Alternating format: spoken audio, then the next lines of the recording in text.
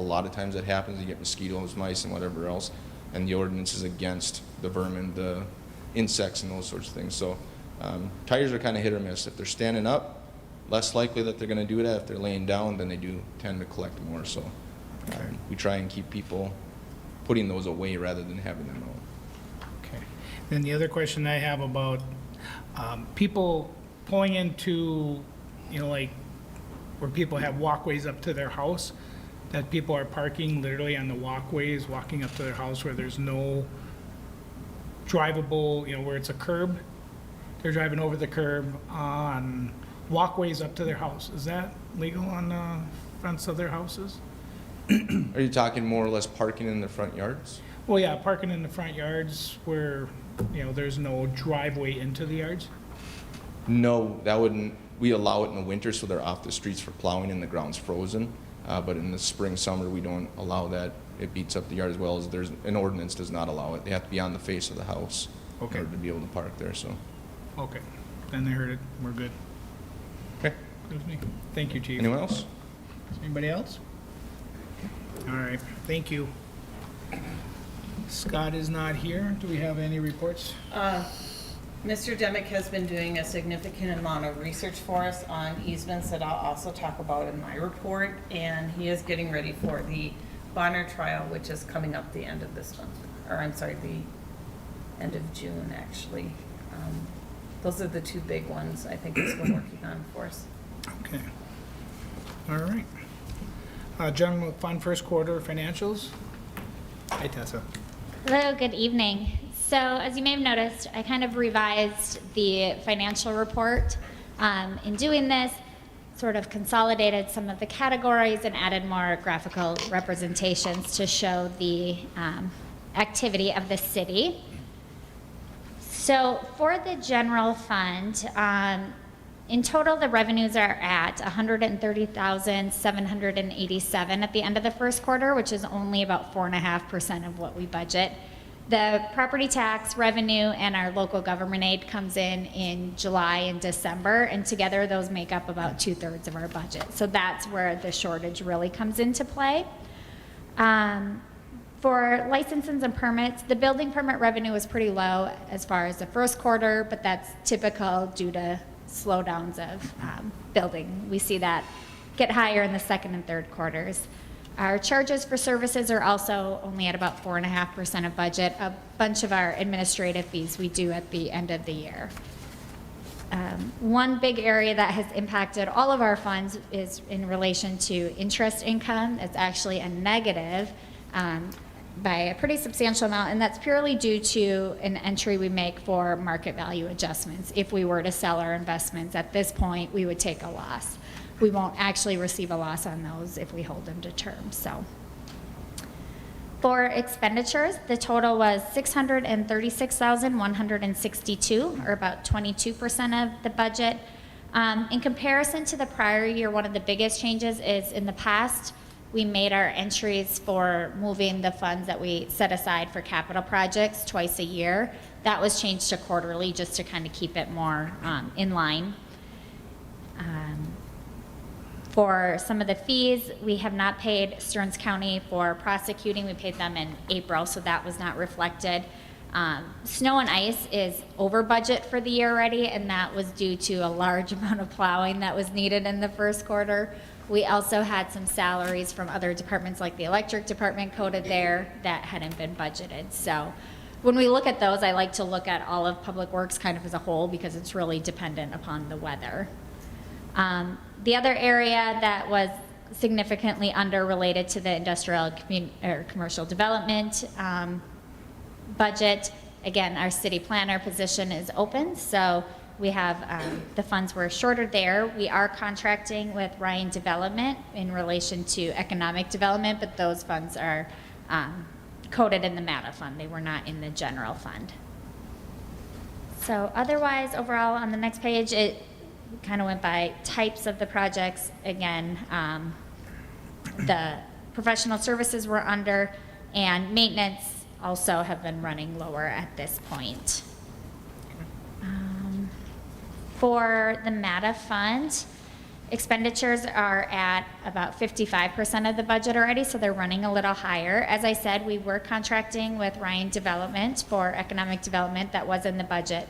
But we also had costs associated with property appraisals and some engineering work to look at housing development potentials. So those increase that budget cost. For our special revenue funds, we have a few funds with this. The Senior Activity Center is showing higher expenses when we look compared to last year, which is a good thing. You know, as things are opening up, they've become more active again and have started attending events. So that's what causes for those. We do have about $4,600 in the CDBG grant fund for expenses. There have not been any submissions yet for 22, but this was deferral of one of the loans that we had authorized in prior years. For our capital projects, some areas that were kind of outliers here, the miscellaneous revenue was a negative $99,000. Again, this is due to that interest, so that's a big portion there.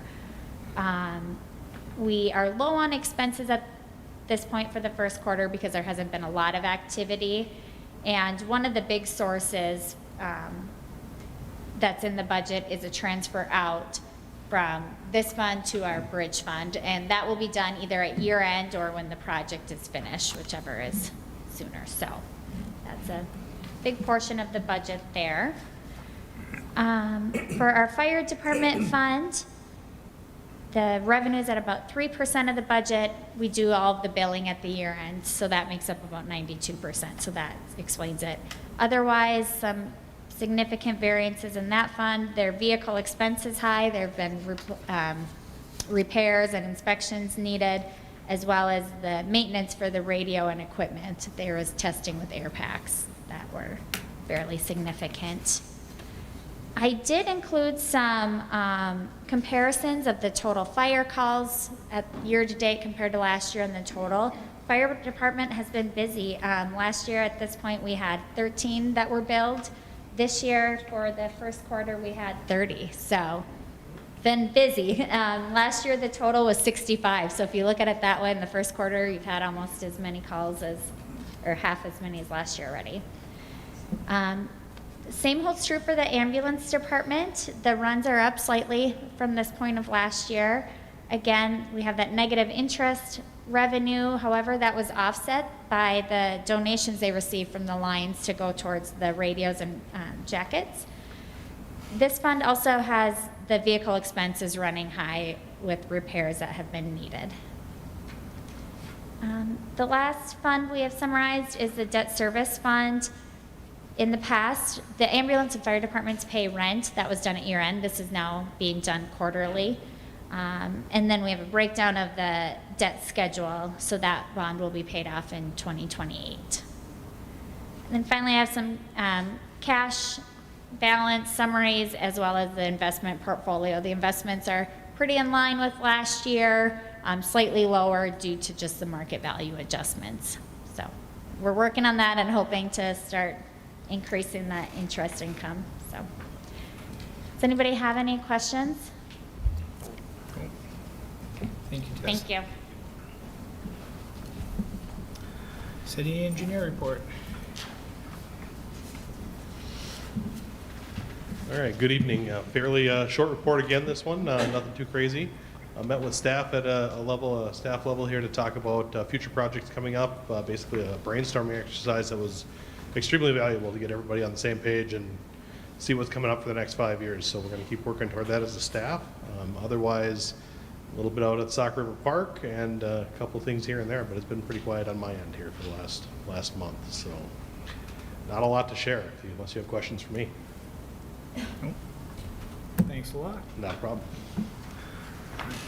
City administrator report. Attached in your packet is the RDB update. In the next month, the city will be sending a letter out to the residents along the reservoirs as well as the river, letting them know when the dam drawdown is going to be. Because of the high water right now, we originally had anticipated that was going to happen the end of July, but we're going to have to take a wait and see approach with that. But either way, we're going to be informing the public as much as we can about that project. We also spent 2 hours yesterday out in the field, walking around the site. There's some issues, excuse me. There's some issues with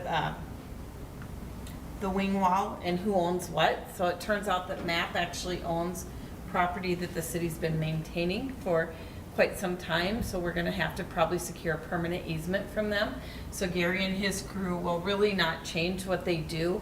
We'll simply get a permanent easement. I don't wanna get, unless the council would like to, but I would prefer that we just get that easement to maintain that rather than purchase that property. And MAP has been very cooperative and they're willing to let us do that. So we'll continue that way. Back here, I think we pretty much got all our problems solved as far as First Street goes and what's gonna happen. We do have to secure temporary easements from the folks back there for work that we're gonna be doing on First Street. So met with Chad Mittendorf and let him know that if he is gonna be turning the 400 block into a parking lot, that the driveway access is gonna have to come off of Fourth. It will not be able to come off of First. And he is fine with that. We will continue to work on this project as, as it comes along. Tomorrow, starting at 8:30, they're going to be doing the bridge pour if the weather permits. There will be, I think it was 32 or 34 pickup loads of concrete coming to do that pour tomorrow. Fortunately, we got them to switch it. They were originally going to do it at 7 a.m. and now they're going to be doing it at 8:30 a.m. because we had said 7 a.m. would be a huge conflict and cause a lot of problems for the schools. So we made sure that that got done at 8:30 a.m. instead. Still going to be busy, so everyone just needs to be careful in that area.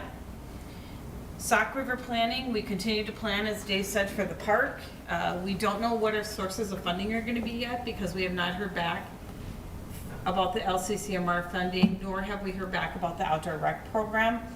The legislature's in session right now, and I have not heard whether or not the LCCMR funding is part of the final bill. It is, and they will be voting on it tomorrow. Oh, nice. Then you. I talked to Westrom yesterday. Excellent, excellent. So that's good news for us. I think if we're able to obtain that funding, that will go a long ways in helping us get done what we need to get done in our park. I just, and I think we talked about this before, but at this point, we are continuing to move forward on the planning. And I just want a general consensus from the council that you guys are okay with that, us moving ahead on that part of it anyway. Any questions? I would say we will. Okay. So then, housing. At the May 12th MATA meeting, MATA discussed several items related to housing. Development on the craft lot. MATA is working with Goldman Construction on a potential project, and we gave them a deadline to prepare a preliminary site plan by the end of May. We actually have a meeting with them. Myself and Tracy Ryan have a meeting with them next week. Tracy has also been busy preparing an RFP that will go out to developers, interested parties for the Tyler property in Morningview. The idea is to really understand the interest that exists out there for housing and see what types of incentives programs developers are going to be looking for before we can put together the final package. We also have later on the agenda under closed session, we have another piece of property that we're going to be discussing as a potential purchase. As Tessa kind of mentioned in her report, maintenance costs are going up. We're seeing that a significant cost increase in everything that we're doing, whether it's materials, labor, etc. That is impacting our buildings as well. So maintenance costs for all of the public buildings are coming in much higher than expected. And there have been some non-budgeted costs that have come up that will need to be addressed. There is a pump at City Center that is located downstairs in the boiler room that has to be replaced due to leaking. When we get that cost, we'll let you know about it. There's also some significant work that needs to be done on the elevator and on the fire alarm system, as well as replacing one of our servers and rewiring for upgraded telecommunications. So those will be on the agenda coming up here in June. As David mentioned, on Tuesday, May 10th, from 8 a.m. till noon, we had a strategic planning retreat where all the department heads, the fire chief, the ambulance director, and engineering consultant were present. The purpose of the retreat was to really understand the connections that all the departments have to one another and see where commonalities exist in terms of needs, budgets, goals for the community. This is the first time that we have done this. I think if you ask, it was a very useful exercise. Not that we didn't do a great job of budgeting. I think every single department head did a phenomenal job, but I don't know as we always came together. So this was a really good way for us to know and understand. So for example, we know that we want security here at the city center and we need camera upgrades. Well, we can, as part of that strategic planning session, then we found out that there are not cameras at the fire and ambulance hall. And so if we're gonna do a project, it would be smart to include them as well. So the 4 main areas, well, there were really 5 areas, but safety was one of the big areas, building improvements, technology, and workforce development, along with our capital needs and our capital plan. So it was a really good meeting. We're still gathering up the information. Very interesting discussion when it came to safety, and very, very interesting discussion when it came to workforce development and what needs exist. I did, unsolicited, I had 2 different folks say that we need a new public works building. They hadn't talked to each other ahead of time. And my only comment was, if that's the case, then we are gonna have to be prepared to look at bonding for something like that. But we're jam-packed down there, there's no room. So anyway, just wanted to let you guys know, as we keep meeting again in June to refine this, we will bring it back to the council and let you know what our priorities are. So that's where we're at with that. The chief had mentioned as well about the bull fishing on the river. You know, I have not heard anything, so at this point, I think that's where we're at with that one. So there are some things in addition that I have on new business, so that's all I have for my report at this time, Mr. Mayor. Okay. Any questions? All right, we're on to action items. Resolution number 2022-32, a resolution vacating a general utility easement upon a petition by the landowners. Did you have any questions, anybody? Can I get a motion to approve? So moved. Can I get a second? Second. All in favor, say aye. Aye. Opposed, motion carried. B is on and off sale of Sunday on sale intoxicating liquor license transfer request, Whiskey Street LLC. Do we have any concerns, or can I get a motion to approve? I'll make a motion to approve contingent on police chief's background report. All right, is there a second? Second. Okay, first and second, all in favor say aye. Aye. Opposed, motion carried. Good luck on the new business. Thank you. Yep.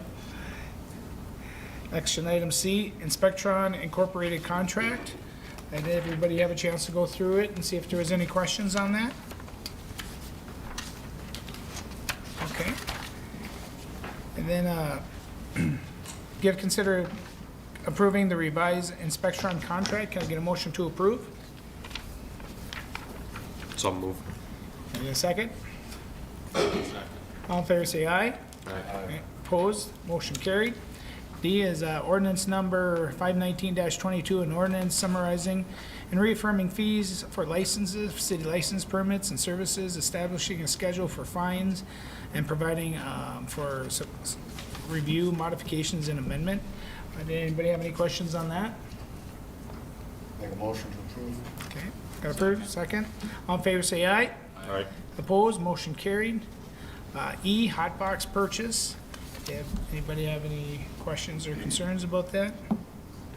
This is patching and repairing, correct, Gary? Just looking at it, that's what I thought it was. So. Yeah. We've always been renting one, right? No, we have one, it's probably 30 years old. For that, okay. And the new one would be a lot safer, it's got hoist on it, and we don't have to crawl it in, you know, because we have 3-ton mix, we have to usually shovel it back, because we have a hoist on. And another thing is, when we do a lot of tapping for water and wastewater, we have to make 2 trips. If we have a trailer like this with a hoist on, a lot of times we need 8 ton to do one trip. Okay. So, Motion to approve. Okay, can I get a second? Second. All in favor say aye. Aye. Opposed? Motion carried. There's an agreement between Stearns County and the city of Melrose for providing early voting to residents of Stearns County. Before we vote on it, I did get a couple concerns from Vice Mayor Tony Clausen, just having some concerns about it. The question that he wanted me to ask is, you know, he's worried about potential double voting or stuff like that. Something to the fact that somebody could come in here and vote and then to request an absentee ballot. Are there things in place to prevent this from happening? Because by doing that, you do create a felony, right? That's correct, if you vote. But the thing is, when we do early voting, we are connected right to the state voter registration site. So as soon as they come in, they have to go through the process of getting their ballot, and it goes into the system, and they're marked as receiving a ballot. And they feed that ballot right into the voting machine that day. So they can't request an absentee ballot at that point anymore. So- Well, they can request it, but they're not, but it's not gonna be sent out because it's already shows. Right, because they're gonna show that they already voted here at, so. So there is a fail-safe system in place. There is, I mean, and once again, could they, I'm not saying, you know, some of these communities have mail ballots. They're a mail ballot precinct. I mean, I can tell you, I mean, New Munich is a city that all of their voters get mail ballots. Yet they could still come in here and vote, but, you know, there would be a record if they voted, once they vote here, once again, they'd have that mail-in ballot, but if they would vote it and somehow, I mean, it would be a very rare chance that it would not be caught, but if it would, I mean, there has been a few people that have been prosecuted for, Voter fraud. yes. And I would assume Very- that if we didn't offer the service in Melrose, the county would possibly go to all. The option would still be there for early voting, it's It is, just, there's several communities, we're the only community in Stearns County that does all the Stearns County ballots. We will have every precinct in Stearns County here in Melrose if you approve the contract. Albany has early voting, but they'll only have Albany ballots. Sauk Center has early voting, but they'll only have their precincts. Same with Sartell, St. Cloud, Bay Park, Cold Spring. So there's several communities that offer the early voting. We are the only community that offers Stearns County-wide. and is that because the county, who's in charge of auditor's office in charge of? They requested that Melrose, They've asked, I mean, anyone can, all those communities could. The other ones have not elected to do so. But we've also been doing this since 2016, correct? Yeah, I can't remember exactly. And you're sort of in charge of it, right? You run a tight ship, right? I do. Okay. All right, I'm good with that. So, is there any other questions? Can I get a motion to approve? so moved. All in favor, say aye. Aye. Opposed? Motion is carried. And then 2022, 2023 LMCIT property liability insurance quote. So we received our quote from the League of Minnesota Cities. They have quoted us $125,215. This is a pretty substantial increase from last year's at $98,823. I've looked into this a lot in detail and with our insurance agent. There was a 27% increase in the premium. It's a few different factors. The league has changed how they rate property and different property types. And so buildings that are general civic buildings like a city center, fire hall, community centers, water, wastewater, electric property are at a higher rate. Well, when we look at our property, that's what most of ours is. The league has said overall there have been decreases in the premiums for property insurance. Ours, however, that portion increased 50%. They did do a small transition factor to try to reduce our impact, but it was not very significant. The mobile property premium went up about 37%. That's tied to our property. Our auto liability and auto damages went up pretty significantly as well. In discussion with our insurance agent, part of that property was inflation, which we averaged about 3-4%. One option she has been looking at with other cities, or another city, was some locations they could move to a replacement value insurance to actual cash value. In doing this, you know, that city maybe wasn't concerned about rebuilding if something were to happen. So you wouldn't be reimbursed on what it would cost to rebuild.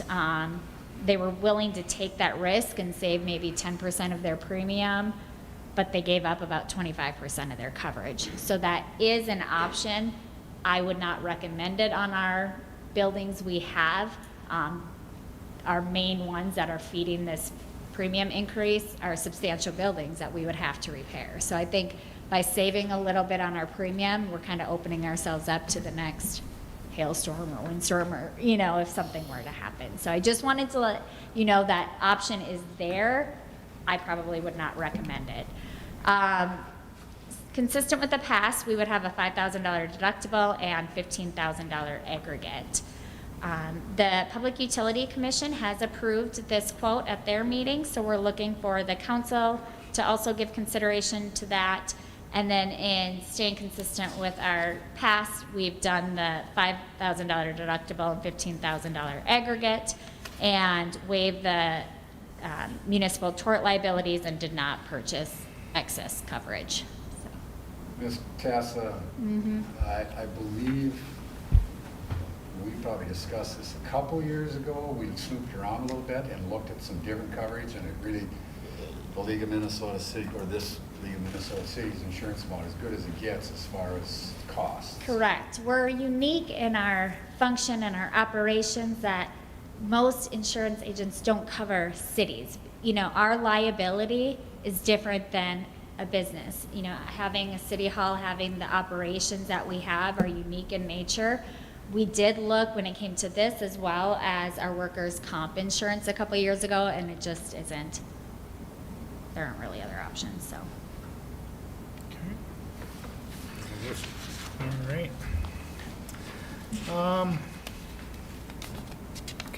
So the council to give consideration concurring with the Public Utilities Commission approving the insurance quote of $125,215 to waive the monetary limits of municipal tort liability and keep the deductible at a $5,000 to $15,000 and not purchase excess liability insurance. So to concur with them, can I get a motion to approve? I'll make a motion. Second. All in favor, say aye. Aye. Opposed, motion carried. On April 20th, 2022, the city and the school board held a joint meeting where the school superintendent provided an update on the bond referendum that will be before the Melrose Area School District voters on August 9th. A copy of those meeting minutes is included in the packet. The school district is requesting financial assistance from the city and directed staff to draft a proposed joint powers agreement. In reviewing where the school district is at the steps that need to be completed in the bond referendum process, it is too early to enter into a joint powers agreement. However, our city administrator has advised the council to consider adopting a resolution that could specify the city's commitment and specific details that should be included in a joint powers agreement. That resolution is along with the site plan and shows the proposed changes and additions that are part of the school's bond referendum. So what we're sort of looking at doing a joint powers that all parties can work together. You want to say a little bit about? Yep, so one of the things I do want to clarify, Mr. Mayor, for the council is the original resolution talked about a joint powers agreement, and our city attorney as well as our auditor wanted to change that language slightly. It's actually, if you look at the new resolution that Patty had sent out to you on Tuesday, rather than joint powers, it was a recreational agreement. That way, it gives us more flexibility contained within Minnesota statutes as to what we should do. So that's kind of the first step that you take, is you kind of agree in theory what is included in that, and then that leads to if you have to put together a joint powers agreement. So the resolution that you received from Patty, I believe it was, I'm not sure, Tuesday, that is the resolution that we are asking you to take action on this evening. Yeah. I can get the exact language for you. Yeah. One thing that started this out is, I would say probably about a year and a half ago, maybe even 2 years ago, me as mayor, people keep talking about a community center. People are looking at what can we do as a community to build a community center. And as far as the city doing it ourselves, it's sometimes not very easy to do when you have a separate structure. We have to hire more employees, we have to hire maintenance workers, have to hire, lifeguards or, people watching it. And I've seen where different school districts, I noticed when Painesville built their ball field, they had a joint powers agreement with that, and then it was like storm shelter. So I started inquiring more with, I know I've talked to the chair of the school board about it. I've talked to even former city administrator Brett Horse, Administrator Winters. So a lot of this, I was sort of wanting to see if this would be something that we could eat on a little bit. I figure the school is more of a better place to put it because they have maintenance workers, they have employees. For swimming wise, they have lifeguards on, so these are some of the things that I've been wanting to ask, and I sort of brought this forward. So a lot of this is sort of on me about it, and I brought it forth here and when we set up this meeting. So I just wanted to, check with the council and see your feelings, because I know years ago, before I was even on the council, they wanted to build a big community center with everything in there. And if there's something we can do to work with the school district, maybe it might put a little more burden on them, but it would be something that could come back and help our community out, where people could use walking space, swimming, or workout facility. So I'm just asking the council, what is something we're looking at? Because that was something, when I was part of the sale with Centric Care, we wanted to use it for something good for our community, something that everybody could potentially use. Mr. Mayor, you mentioned that Centricare sale, the hospital, the city selling the hospital years ago to Centricare. And I know in the last 3.5 years, occasionally those funds kind of pop up in discussions, but like you say, and I wasn't privy to it, it's not hammered in stone, but it's my understanding that the impetus of the sale was to take those funds and hopefully benefit the community. Now, some folks would say, well, why would we give money to the school when we're already paying taxes? Well, if you have an opportunity to spend some time in a multi-purpose area, as far as walking or what other types of events you could have there, if the public has an opportunity to get in and walk in the pool for exercise or do swimming for exercise and so on and so forth, I think that those kind of improvements not only benefit the students, it's a district-wide thing, in my opinion. And that's the city of Melrose, and that's everybody in the surrounding area is going to get great benefit from this type of facility if they opt to exercise going up there and using that. So having those funds sitting around, I don't believe we should spend all of it, but I've given a lot of consideration, and I think if we're going to make a full-throated effort to try to fund this, I think $1 million of that funding that we have would be an appropriate amount to help the school district get the push they need to get this facility moving. The remaining monies from the school sale, or the hospital sale, I know we've got some plans in the park, and if things don't go through, it'd be nice to have some extra funds for those types of things. We don't want to neglect that, or something else could come up. But like I say, in my personal opinion, the money's there, it's been sitting there. I think the plan was to try to get everybody benefit from it, and I think the $1 million would show that we're serious about getting behind this project. Yes. Travis? I think if that funding is available and it's not necessarily an extra tax burden, it makes sense to do joint with that. I don't think a standalone whatever go through based on, like you said, the staffing and maintenance, so it's probably a good option to look at working together. I do feel like a lot of the community asks for community center type of activities, but that's been even long before my time on the council, so, and it hasn't happened yet. Travis? Justin. Sorry, Justin, please forgive me. I agree with both. I mean, I've heard that too. I haven't been on long enough to know how the funds all worked. I mean, the biggest thing is, like I said, right now, and it's got brought up that we have things down at the park. I just want to make sure that we don't short ourselves, because that is a long-term thing too. So that's something that we don't even have all the numbers in yet of what we're gonna do there. So I don't know, what the total amount is of that Centricare dollars, with the interest and everything that it's gained, but sounds like, I think we should possibly. keep some for the park as well. Yep.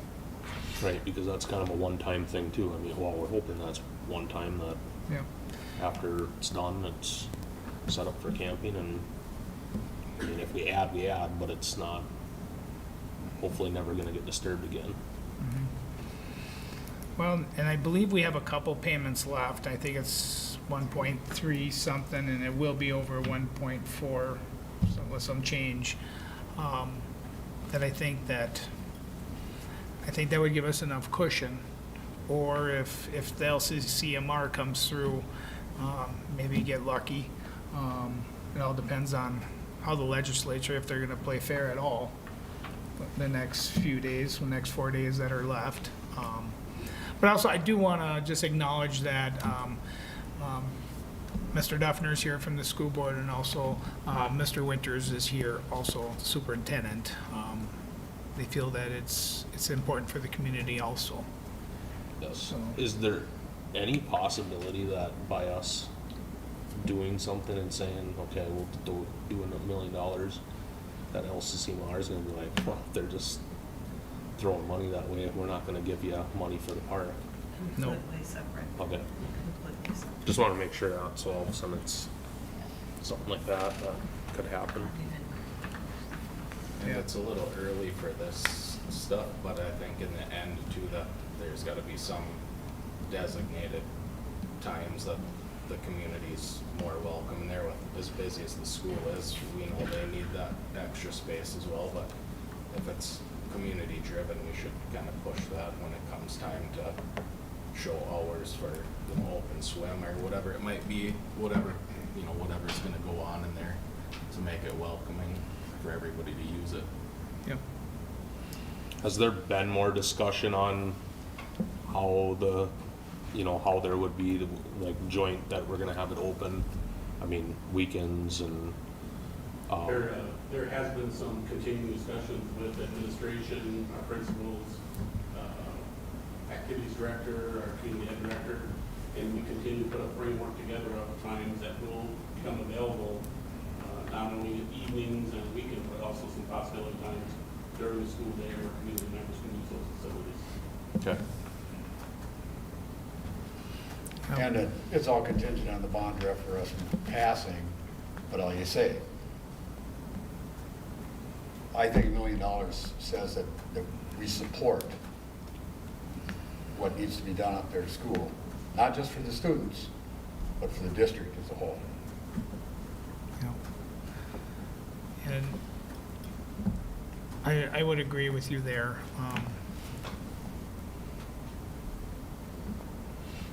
Yeah, and like I said, it just want to make sure that the community can use it, be, somewhat, affordable, and a good gathering place for people. When you look at our children are in school all summer long too. And if a parent can't pick up their child, might be an area where the child might be able to work out until their parents pick them up. I just think it's a good spot in our community for something like that. So, and again, this is something that I've probably been driving forward more than anybody, just because I believe in something like this for our community would be good. So then we're on to the resolution part of it. Bunker, how would you like, Whoever's gonna introduce the Well- motion should probably read I don't have it right in front of me here, but there you go. do you want me to read this, Colleen, word for word? Yeah, how you want to put your resolution together. Resolution to provide independent, resolution number 2022, you should be doing this, -33. All right. Resolution to provide independent school district 740 Melrose area public schools a contribution for the construction of an 8-lane pool, a multi-purpose fitness space at the Melrose area schools. Whereas Melrose Area Public Schools Independent School District 740 residents will be voting on a bond referendum on August 9th, 2022, and whereas said bond referendum is for the construction of additions and renovations of Melrose Area School, including a new 8-lane pool, support space, locker room, and multi-purpose fitness space, and whereas a new 8-lane pool, support space, locker room, and multi-purpose fitness space will be used by the general public as a community recreational facility, and whereas the city of Melrose and its residents all reside within the boundaries of Independent School District 740, and whereas the city of Melrose has agreed to contribute $1 million to the support construction of the new 8-lane pool, support space, locker rooms, multi-purpose fitness space for the use by the general public as community recreation facilities, and whereas the city of Melrose will provide the contribution as a one-time amount for proceeds that the city received from the sale of municipal medical facilities, and whereas the contribution will not be funded out of the city's general liability fund, and whereas the city will provide the contribution upon entering into a recreational facilities program agreement with Independent School District 740 as specified under Minnesota statute 471.15 through 471.1911. Now therefore be it resolved that the City Council authorizes Mayor Joe Finken and Councilor, I believe, Justin Freeler to meet with representatives of the Independent School District 740 representatives to negotiate a recreational facilities program agreement that would be brought to the City Council at a future City Council meeting for final approval. Okay, that is your motion. Can I get a second? So this is all just to make sure that we're gonna do this, then we're still sitting down, meeting, coming up with a game plan, and then it'll get finalized, right? Okay. Yep. Just wanna make sure that everybody Yep. knows what we're, okay. I'll second that. Okay, there's a first and second. The only part of the last of the discussion I want to say is, please remember, when we did sell with this operating money that we did give to Centrica at that time, when we let them lease everything, this was the operating capital that we had, plus the sale.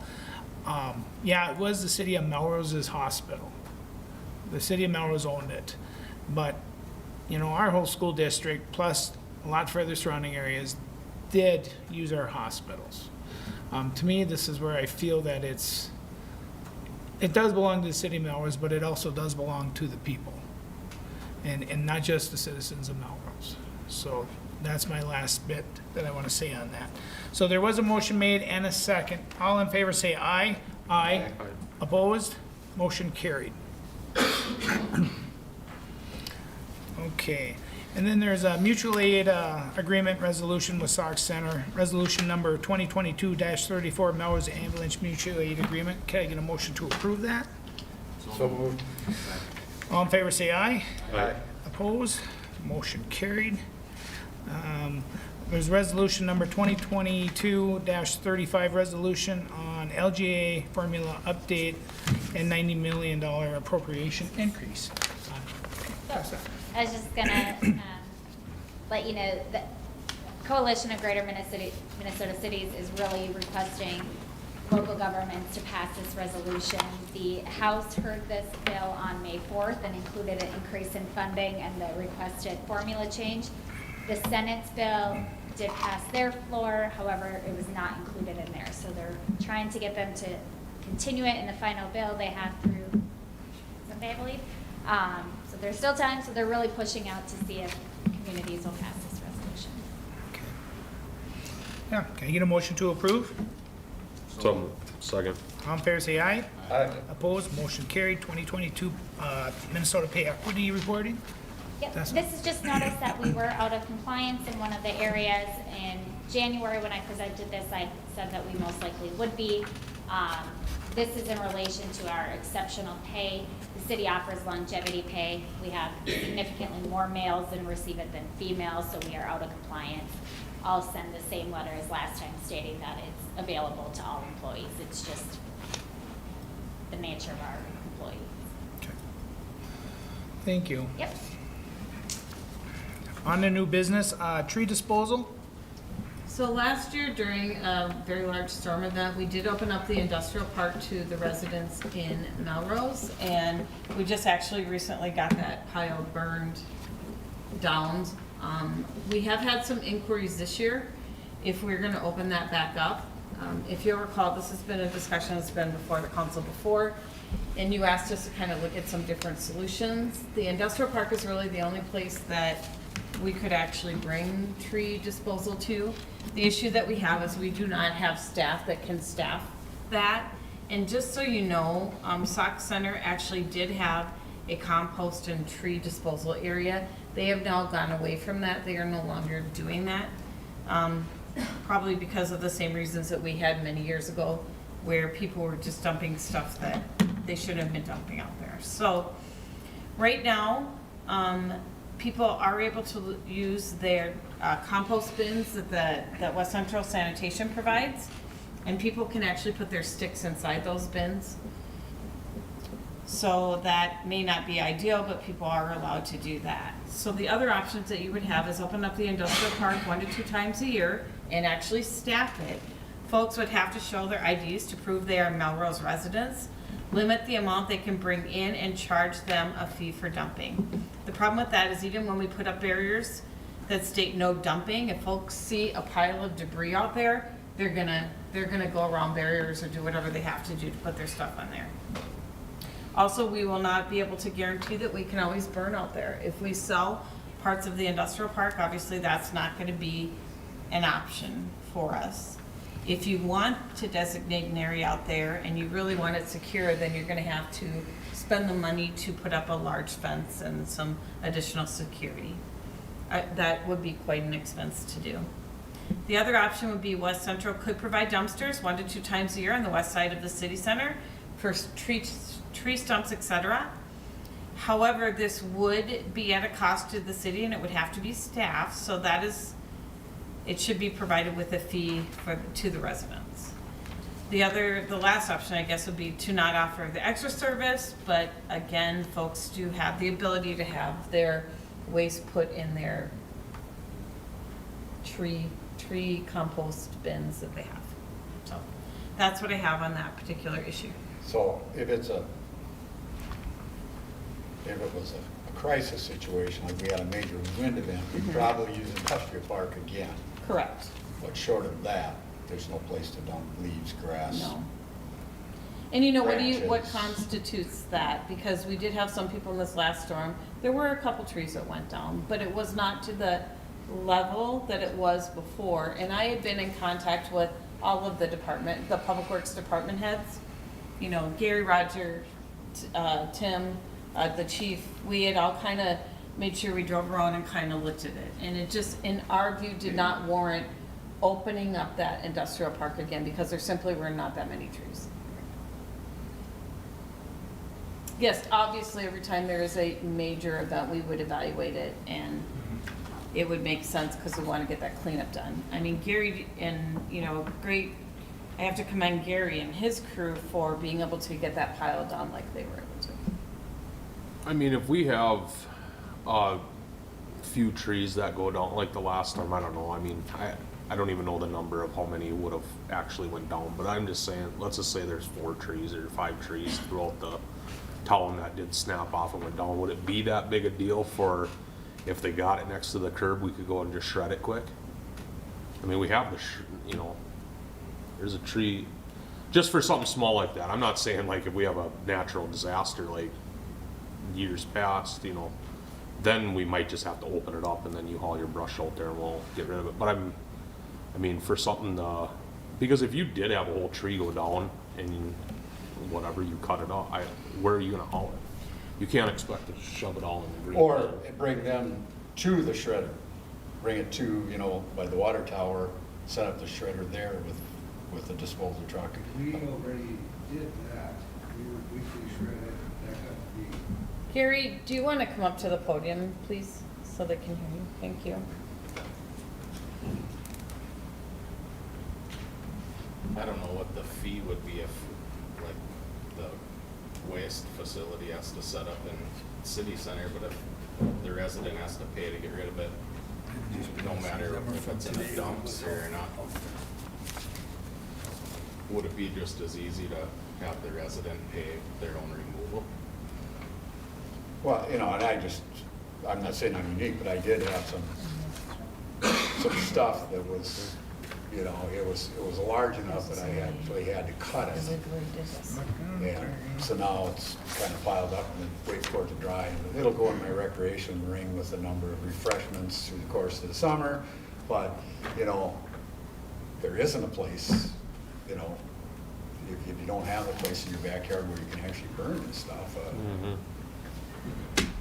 So what Gary just showed you, is that somebody who illegally dumped at the industrial park? That's what's out there currently. The plastic bag is full of brush and grass trimming. There's not a body in there. No, we checked it. Give it the kick test. But again, this is an example, that's not even open. So there's been things hauled out there since the last storm. And you can't use plastic bags at all, I mean, you're not supposed to. Right. Well, some hind end's always gonna ruin it for everybody, but it would be nice if we had, and I know it's one of those things where if an opportunity presented itself, if we could find a location that some sort of fence could go up, wouldn't maybe have to fence the whole property, but, just something that you could ungate it, get some brush in there and stuff, just as a future thought, because there isn't an option, and I'm still tossing leaves from last fall, 3 bags every week in my yard waste bin, and it'll be quite a bit before I get rid of all of that, so. I know the old city dump is, they say it's close to the wellhead and stuff, but is there actually a problem out there with burning? Yes, we can't We had use that it. looked into, and Can't I use understand we're not allowed to No. burn out at the wellhead protection area. Okay. And to put up a fence, that could be an issue also because people are gonna just dump on the outside if it's locked. Yeah, and I hear again, you're talking like an 8 or 10 foot fence, they really gotta work to throw stuff over, and that's not cheap, I understand that, but. And they won't throw it over, they'll throw it in front of it on the outside. Right. And then what we'd have to look at is putting a camera up there, which I think we could possibly have a camera out there. Paying attention, just telling people, you're being watched. No illegal dumping or you'll get fined, perhaps. Yeah, it was a thought, but there are very limited options to get rid of things, so. Gary, is that portion where everything's at, is that rented by the individual, that land that's rented out, or is that part of That the area, rent? yeah, that's part of the rented land, but within the agreement, if we need it, we can Right. take it. There's some disadvantage to that individual that's being rented. Right. But people still have the opportunity to go to Sauk Center, out No. by the pits there.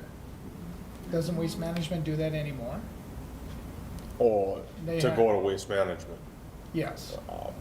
I would maybe. Maybe yes. waste That's what I management, they can't go to the Right. wastewater or the water plant anymore. No, but Used to be a city I resident. mean, like if you wanted to get rid of a couch, you can bring it to, the dump out in Sauk Center. People do have that ability. Right. Yeah. And that's why if you're gonna haul it up to the city center and put it in a dumpster, couldn't you just call a tree service and say, I got 2 trees down and haul them away for me, and then you pay that guy? Right. It's got costing you somewhere. All right, let's move on. Yeah, I don't know if there's really, I mean, I would say we still open it up if we have a natural disaster. Catastrophe, yeah. I mean, I don't know, yeah, until something ever has happened out there, I mean, I don't know. Then Yeah, I we think there was address it at that time. a big storm like last year. I mean, it's gonna be hard to monitor who brings what, but, you We know, put like some this- smile your This on-camera last stuff, signs if out we there. would have I taken mean, care of just it a little try to earlier, deter we them. wouldn't have had as much of an issue burning it. It burned down pretty good, actually, with all the snow that was in it. You know, if there was ever a major storm or anything. And I do see that the police department does go through there quite a bit. So they're doing their job also. And I did reach out to the individual by Sauk Center that has that big mulching, and they had some people bring things in there, but it got abused, so they shut it down also. You know, that's the problem, you know, people will abide by, you know, brush and, you know, tree limbs and things only, it wouldn't be an issue, but then when you start getting, you know, plastic, you get furniture, when we had, years ago at number 7, well, I mean, we were hauling refrigerators and appliances out. Right. Do you think maybe we could get the statute number for illegal dumping and put it on a sign out there? I mean, to know that we're serious with We could it. actually put a camera out there too. I just think at least if you show them the statute that it will be prosecuted, and plus when they threw the plastic, that's also probably another citation there also, right? So, all right, are we all good with that? Yep. Okay. Minnesota frontline worker pay.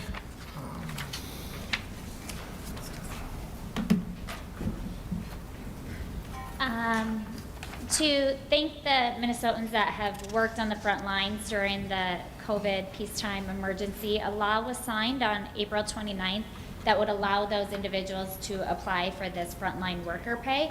There's two parts, a job requirement or the work requirements in the job sector.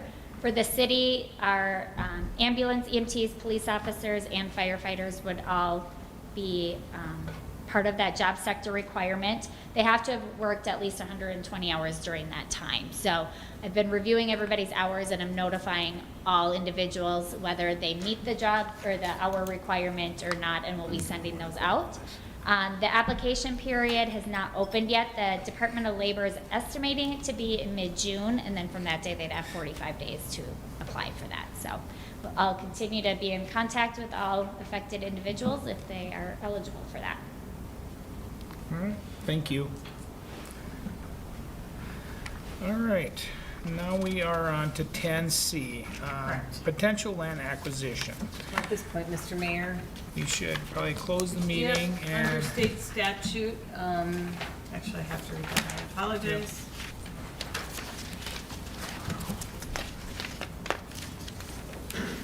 With the exception of the 2 informational items for the council, the commission meeting and schools and conferences are meeting in essence is over with, so by closing the meeting, the public's not going to be missing out on anything.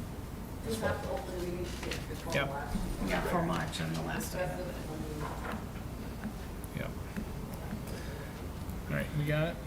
Yep, according to the state statutes, there are certain exceptions to the open meeting law which allow councils to close meetings. The council may, by a majority vote in a public meeting, decide to hold a closed meeting to determine the asking price for real estate property to be sold by the public body, which in this case, that's what we're recommending that you close a public hearing for. Prior to closing a meeting under any of the following exceptions, a public body must state on the record the specific grounds by which they are closing that meeting. So that's where we're at, Mr. Mayor. All right, it is 7:22. Can I get a motion to close the meeting for a possible land acquisition? So moved. Second. All in favor, say aye. Aye. Opposed? Motion carried. If everybody could step a bit, appreciate it.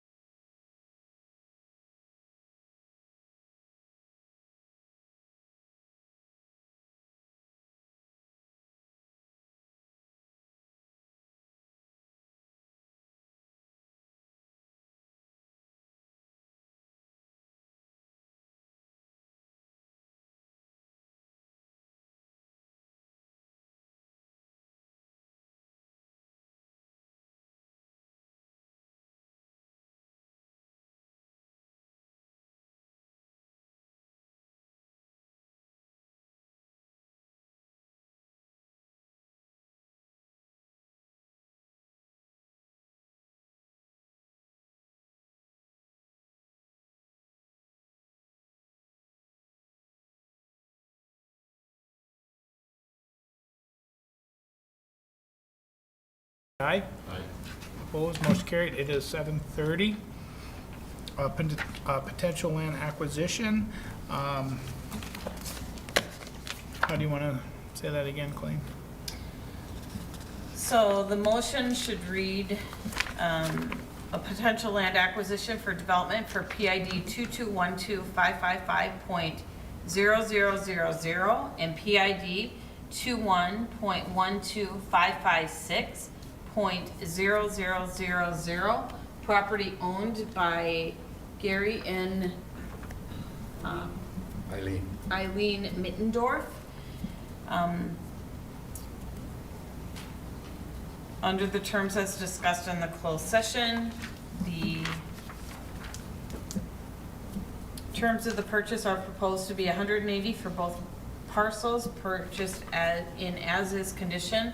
Seller will have 6 months to remove anything on the property. After that, all that remains is owned by the buyer. Seller